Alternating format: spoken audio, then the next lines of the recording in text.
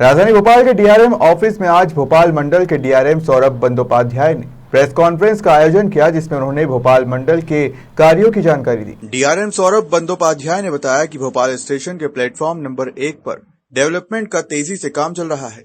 यहाँ पर यात्रियों की सुविधा के लिए 2 एक्सीलेटर और 1 लिफ्ट की व्यवस्था की जा रही है। साथ ही वेटिंग हॉल भी बनाया जा रहा है, जो एयरपोर्ट के तरीके से रहेगा। साथ ही पहले फ्लोर पर एक संयुक्त लॉन्च बनाया जाएगा, जहां पर खाने पीने की व्यवस्थाएं रहेगी और एक होटल भी बनाई जाएगी। वहीं बरखेड़ा से बुधनी के बीच तीसरी लाइन को लेकर कहा कि काम तेजी से चल रहा है। दिसंबर तक लगभग ये काम भी पूरा हो जाएगा। Next slide please. एक और जो अभी हाल में भोपाल के वासियों को सौगात मिलने जा रही है, उसका मैं प्रारूप दिखा रहा हूँ, आप फील कर सकते हैं।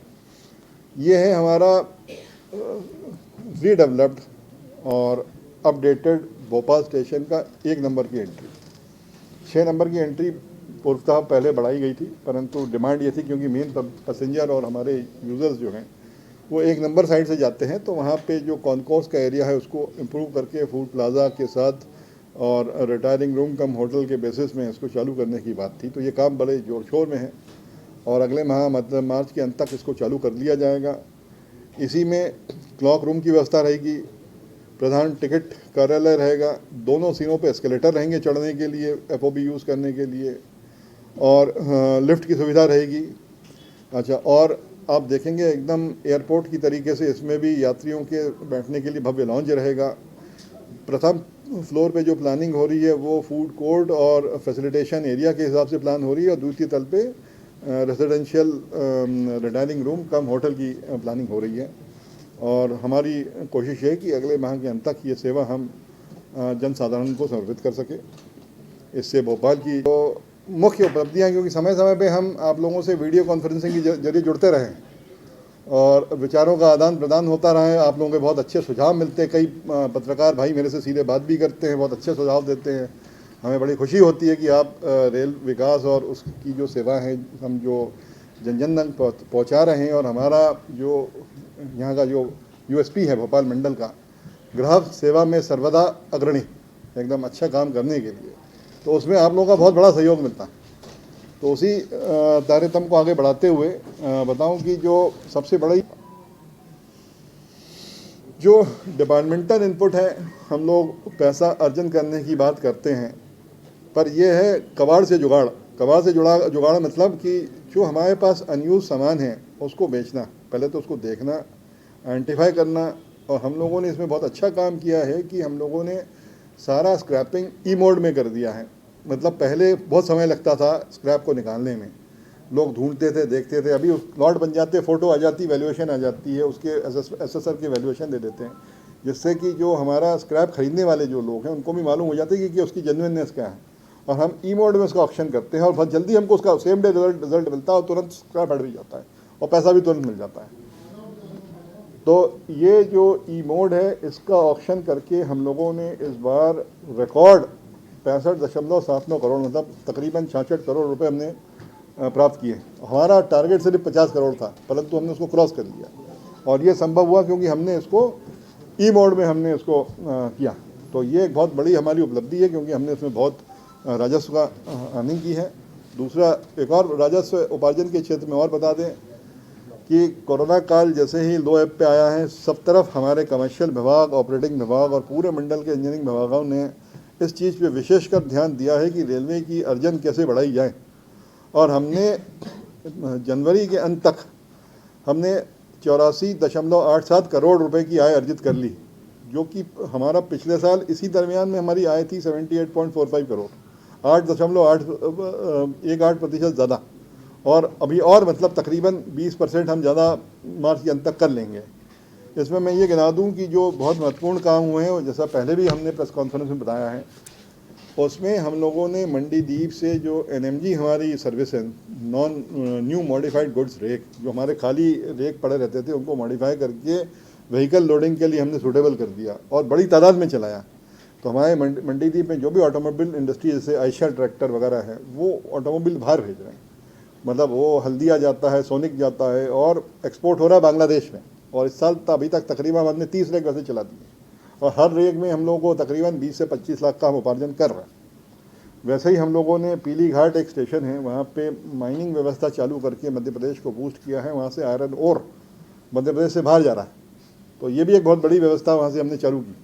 और हर रेक में हम तकरीबन हम 60 लाख रुपए का अर्जन करते हैं।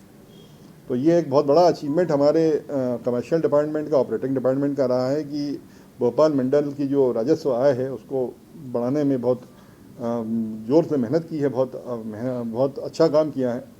और ये जो प्रयास है आगे इसी रूप में जारी रहेगा। खंडवा से बीड़, तलवड़िया बीड़, मतलब उस क्षेत्र में मंधाता जो एरिया लगता है, मंधाता एरिया में भी वहाँ शटल सेवाओं को बढ़ाने की ज़रूरत थी। और जो आम पब्लिक की मांग है उसको रेलवे बोर्ड ने स्वीकार किया। और इसी के साथ उस क्षेत्र में 25 फरवरी को जो शटल है उसके फेरे हमने बढ़ाए। एक भीड़ से लेके जो खंडवा शटल चलती है आने जाने की सुविधा, क्योंकि वहाँ रोड में थोड़ा सा सर्विसेज नहीं है।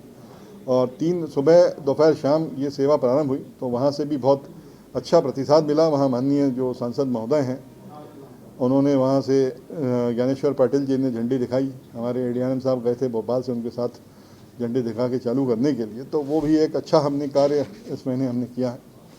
अच्छा, ये बता दें कि अभी इस साल से हम लोगों का जो फोकस है वो ग्राहक सेवा तो रहता ही है, इंफ्रास्ट्रक्चर मतलब जो मूलभूत आधारभूत संरक्षा है वो भी रहता है, परंतु हम लोगों ने बड़े पैमाने पे बिजली सेविंग मतलब एनर्जी सेविंग को हमने अपना एक लक्ष्य बनाया है। और उसके चलते एक हमारा बीना में सोलर प्लांट ये पीपीपी मोड में कॉरपोरेट सोशल रिस्पॉन्सिबिलिटी के अंतर्गत बीना बीएचईएल के द्वारा स्थापित किया गया। ये 1.7 मेगावाट का प्लांट है, परंतु ये पूरे भारत या एशिया में पहला ऐसा प्लांट है जो कि रेलवे को मतलब रेलवे इतना बड़ा सिस्टम है उसको चलित ऊर्जा देता है। मतलब ट्रैक्शन फीड मतलब जो गाड़ी चलाने के लिए जो बिजली लगती है उसको देता है। और ये बहुत बड़ा काम हुआ है। अगर कभी हमको मौका लगेगा अभी शीघ्र ही नियर फ्यूचर में हम लोग आपको उसका टूर भी करवाएंगे। और बहुत टेक्नोलॉजी का ये एकदम वो है, स्तंभ है और बहुत अच्छे से ये काम हुआ है। इससे रेलवे को 25 किलोवाट ट्रैक्शन में करीब 1.7 मेगावाट बिजली पावर देने का सहयोग हुआ है इससे। और इससे तकरीबन साल में 1.5 करोड़ रुपए रेलवे बचत भी करेगी।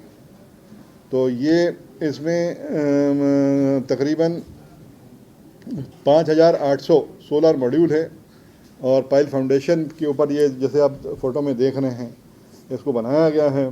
पूरा ग्रीन एरिया जैसा प्लांट स्थापित हुआ है और रेलवे और आम देश को फ़ायदा हुआ है। कार्बन जो फुटप्रिंट है उसको कमाने में मतलब भारत की छवि में कार्बन फुटप्रिंट को कमाने में ये एक अहम पहल है और एक टेक्नोलॉजी का नया प्रतीक है।